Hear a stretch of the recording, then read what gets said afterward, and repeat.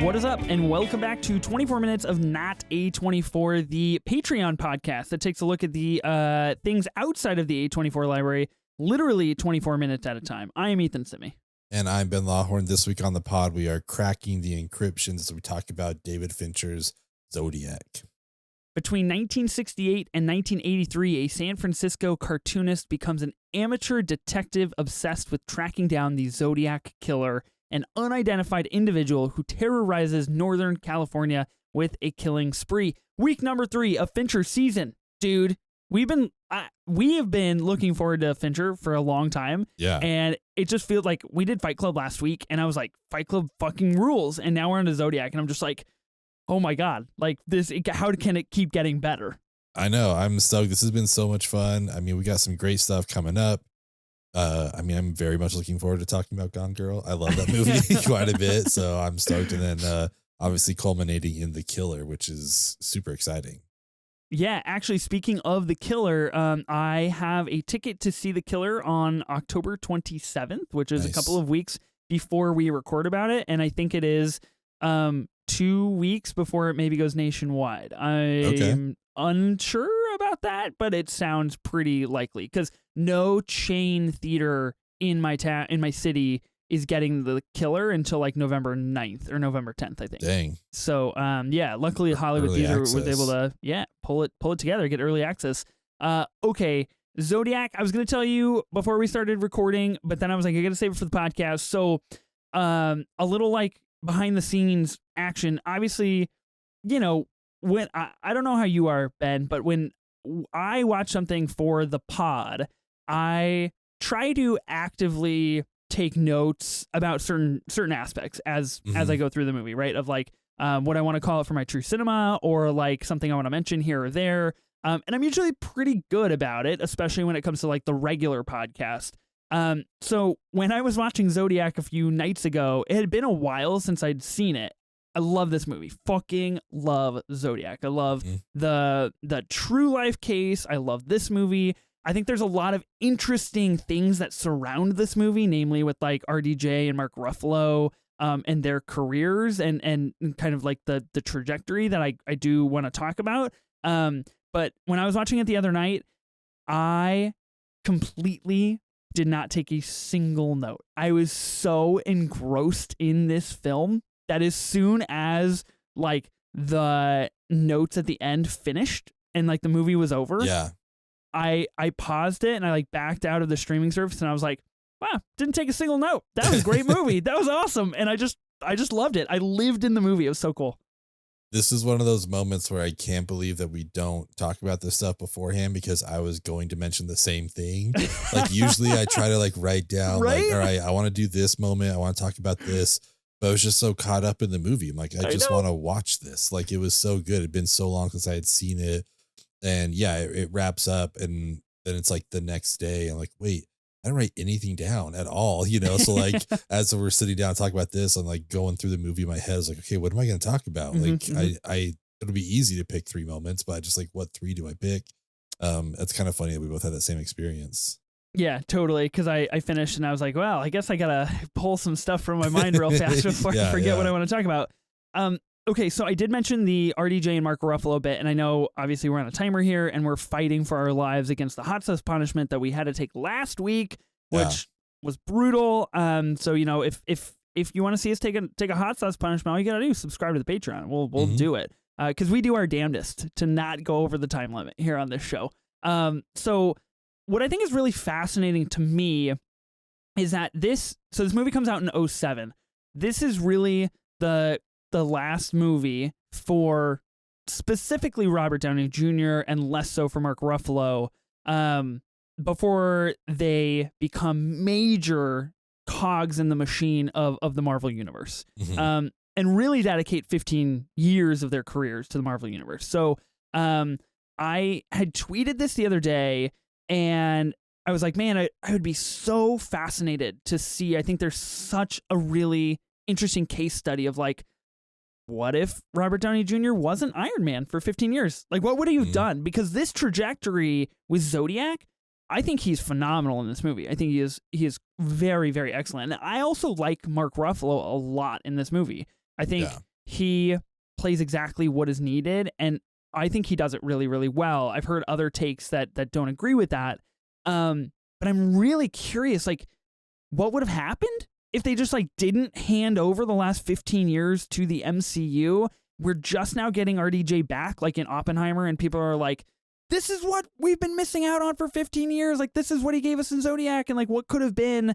And I just think about that a lot. And I tweeted it, and someone was like, that Marvel money. And I'm like, yeah, yes, I get it. But like, also, I don't know. We're getting Mark Ruffalo back in Poor Things this year, and he's apparently, from what I've heard, sublime in that film. And it just like feels like this feels like a moment in time where it was like, oh man, like really good movie stars used to make really cool movies, and now they just kind of are part of the machine. You know what I mean?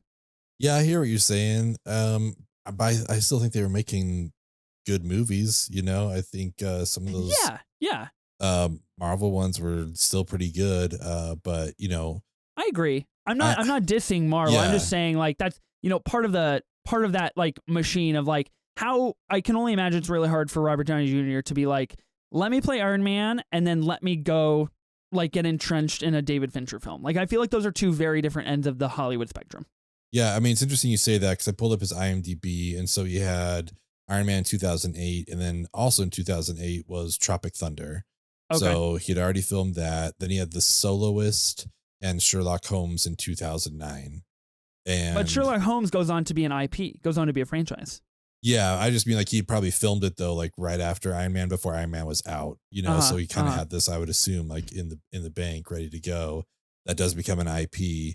But yeah, I don't know. I mean, the stuff we get left with, he had choices and he made them. You know, we get Due Date with Zach Galifianakis. We get The Judge with Robert Duvall. I like him in Chef. I got no problem with that. I mean, he's it's not Zodiac, Chef. But he's great. Yeah, in Chef. Yeah, exactly.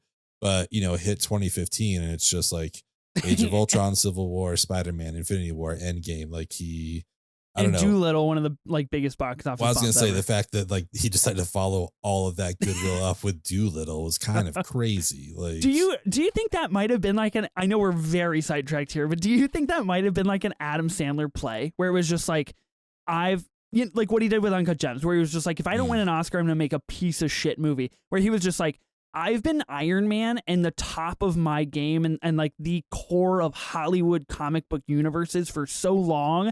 I'm just going to fucking tank it, and then I can come back up. Like, I got to recalibrate where I'm at. It's quite possible. I mean, that was the movie to do it. If there was a movie to do it. So, I don't know. Ruffalo's interesting, though, too. I mean, he obviously didn't come in for a few years later till the Avengers, but, you know, we got Now You See Me and Infinitely Polar Bear and Begin Again, which is actually a good movie. Foxcatcher, which is awesome. Okay.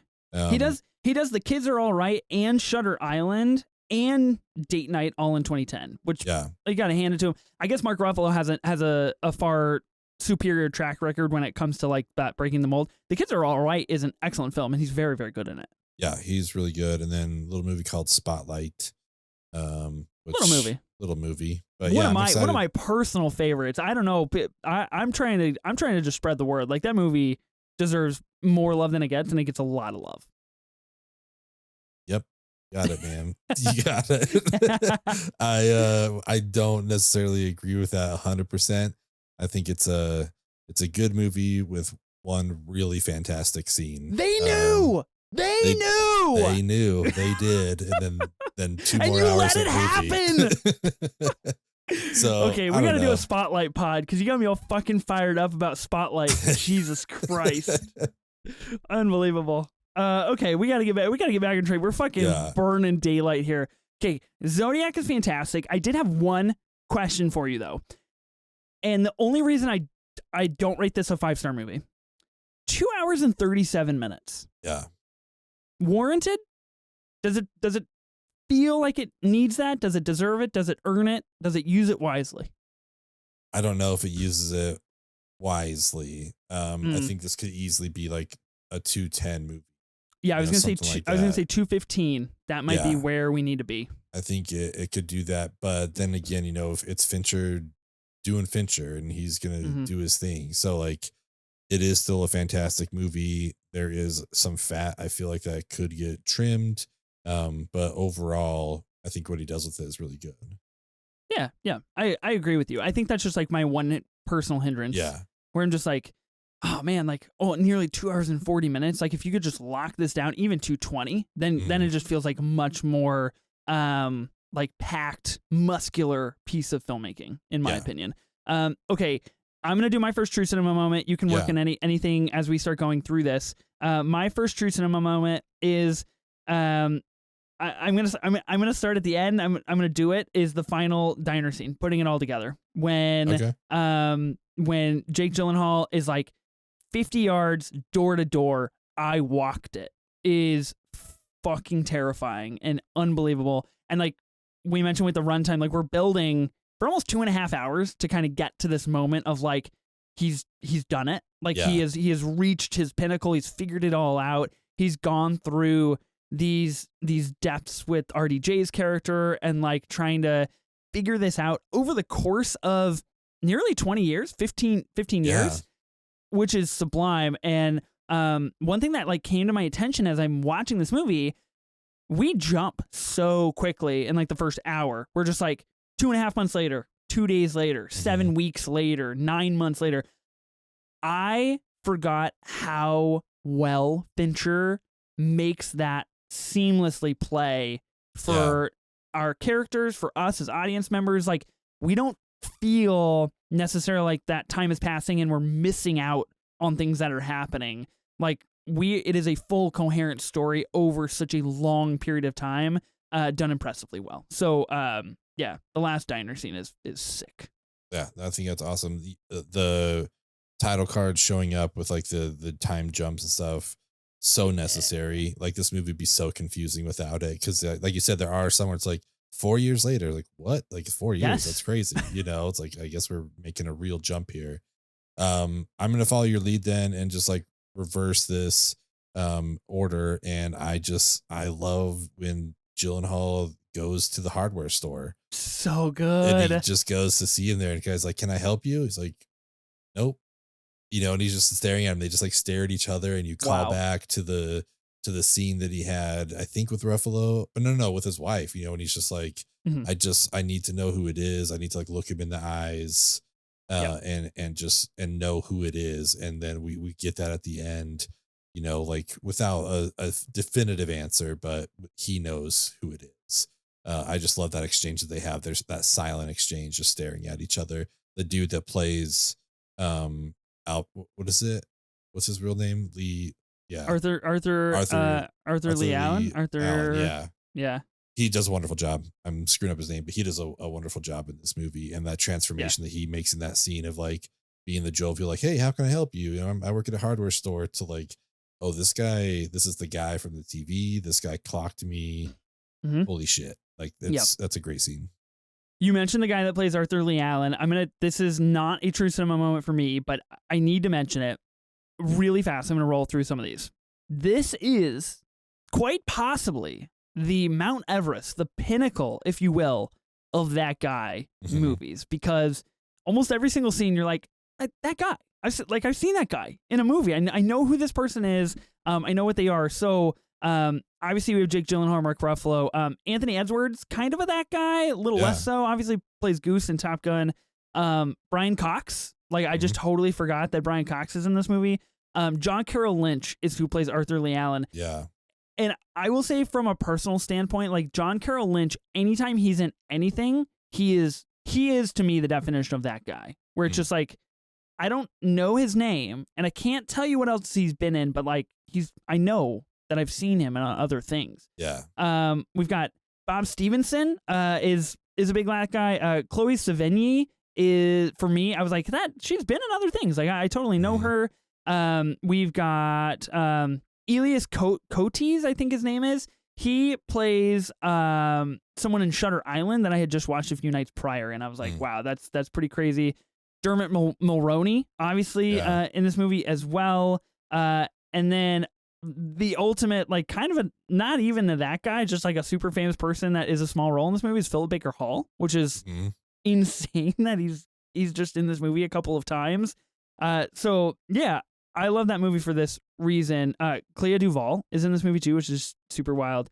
Yeah. Just like you can just like kind of keep going and going. So my second true cinema moment, if we're working backwards, is the basement scene. Is when Jake Gyllenhaal, essentially right before the diner scene, kind of, if you will, is where he goes into the basement, and I can't remember the guy's name because now it's been a few days since I've seen it, but basically Jake Gyllenhaal goes into the basement of the guy he suspects to be the Zodiac, and they go down there, and it turns out he has all this information that like only really kind of the Zodiac might know, and it has to deal with like a movie poster and when a movie was shown at a certain theater, and the absolute bone-chilling, frightening feeling of Jake Gyllenhaal, which kudos to him for like displaying it on his face incredibly well,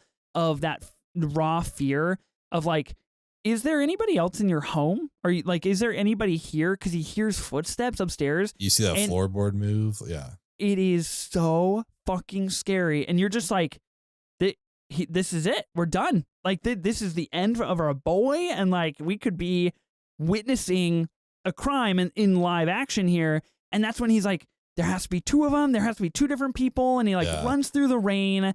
That whole scene is phenomenal.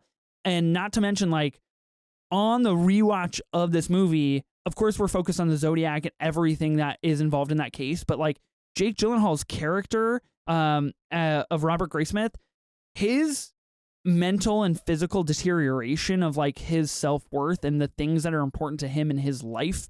He loses his family. He loses his wife. He doesn't see his kids. He becomes all consumed with this thing that is happening, so much so that he's willing to put essentially his life at risk to be in a stranger's home that he believes to be a murderer.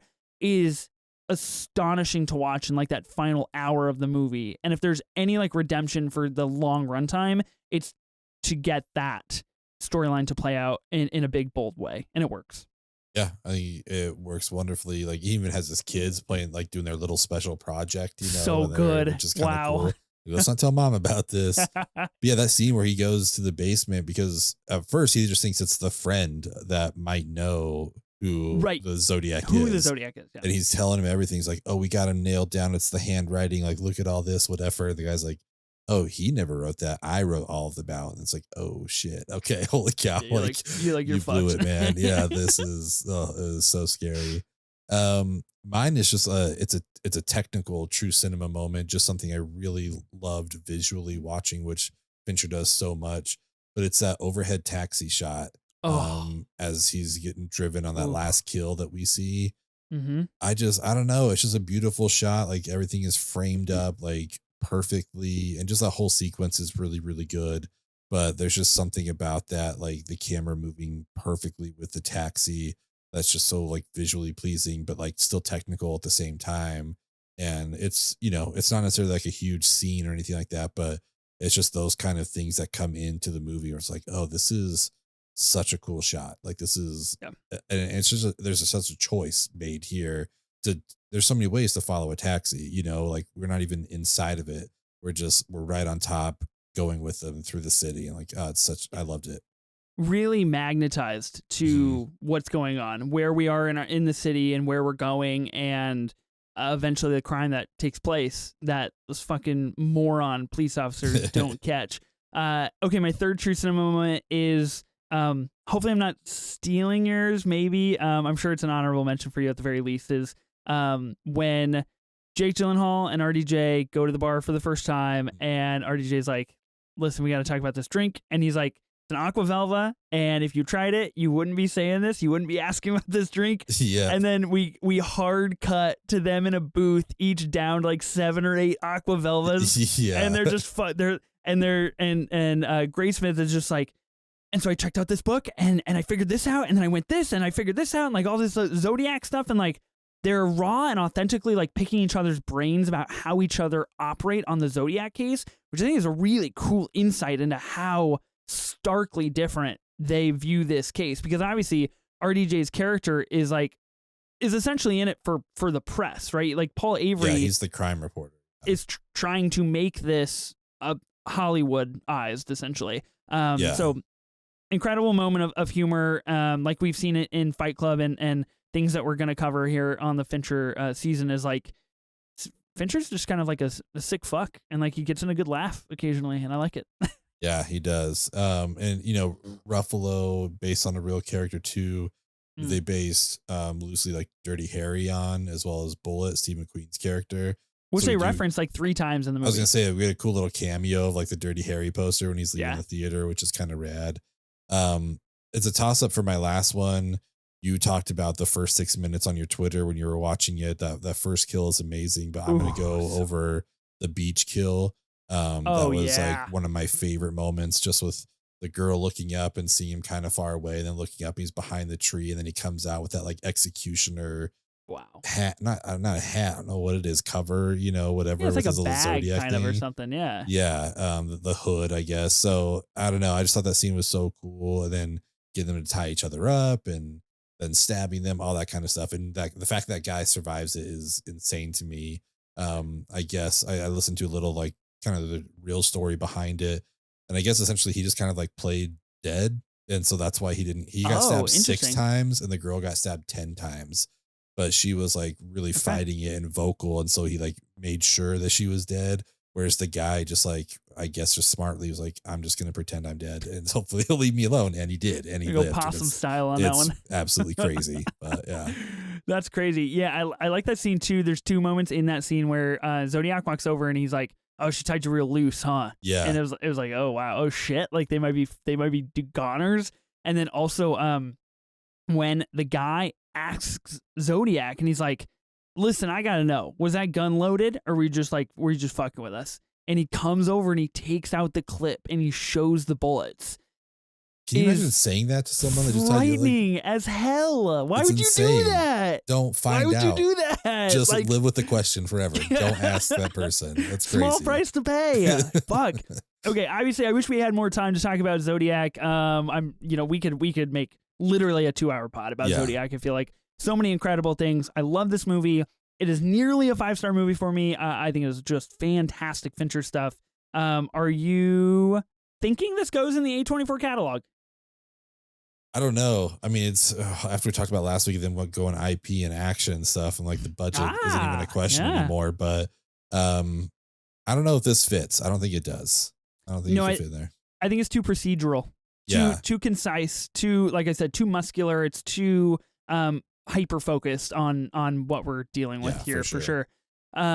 Jinx, you owe me a Coke. Okay, next week you owe me an Aqua Velva. Excellent, I love it. Next week on the Patreon pod, we're dropping we're going with just Facebook. We're talking about The Social Network, which I haven't rewatched in like a really long time. Social Network is like, I'm just gonna spoil my opinion right now, is the pinnacle of Fincher for me. It is. I was just gonna say, I feel like we're going from possibly his most underrated movie to his best movie. I think you're right. Yeah. The Game might be more underrated, but I think people sleep on Zodiac. So 100% people sleep on Zodiac. Yeah. Let us know what you guys think about Zodiac. We're on Twitter and Instagram at 24 minutes of A24. Don't forget to subscribe to us on YouTube, where you can watch the regular pod. Thank you all so much for being patrons. We really appreciate it. If you want to see us do more hot sauce, tell your friends, tell your lovers, tell your enemies, sign up and we'll do more hot sauce. Thank you guys so much. I am Ben Lawhorn. And I'm Ethan Simi. I am not the Zodiac. And if I was, I certainly wouldn't tell you.